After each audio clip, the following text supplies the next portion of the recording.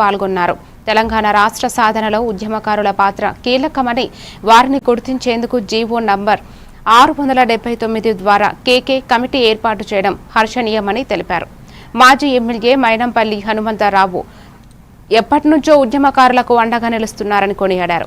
కార్యక్రమంలో పలువురు ఉద్యమకారులు పాల్గొన్నారు. శుభదినం. ఎందుకంటే ఏదైతే ఆ రోజు గవర్నమెంట్ పెట్టిన మేనిఫెస్టోలో మమ్మల్ని గుర్తించి వాళ్ళ మాకు కమిటీ వేసింది. ఏ రోజైతే రేవంత్ అన్న చెప్పిన మాట మీద నిలబడ్డాడో ఈ రోజు అది మాకు కళ నెరవేరింది. కావున మేమంతా ఈ రోజు మనస్ఫూర్తిగా మల్కాజ్గిరి కాన్స్టిట్యూన్సీకి సంబంధించి ఉద్యమకారులందరం కూడా పాలాభిషేకం చేసుకున్నాం. అట్లనే ఆ రోజు నుంచి ఈ రోజు వరకు మాకు మైనంపల్లి అన్న మా ఉద్యమకారులని మనసులో పెట్టుకొని గుండెలో పెట్టుకొని చూసుకుంటూ సంవత్సరానికి దళిత బంధు అప్పుడు కూడా ప్రతి ఒక్క ఉద్యమకారులని ఎవరు కష్టంలో ఉన్నారు వాళ్ళందరినీ గుర్తించి ఇచ్చిన ఘనత ఆ రోజు మైనంపల్లికి దక్కింది.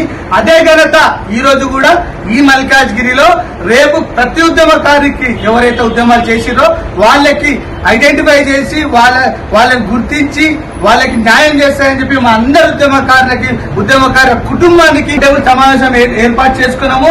ఈ రౌండ్ టేబుల్ సమావేశం ముఖ్య అంశం ఏంటంటే ఎవరెవరైతే ఉద్యమాలు చేశారో తిండి లేక తికాన లేక ఎండనక వాననక పిల్లలు ఏదైతే 5 మ్యాన్ కమిటీ ఉందో ఆ కమిటీకి ఇచ్చి దాన్ని ఫైనల్ గా చేస్తారని చెప్పి కోరుకుంటున్నాము.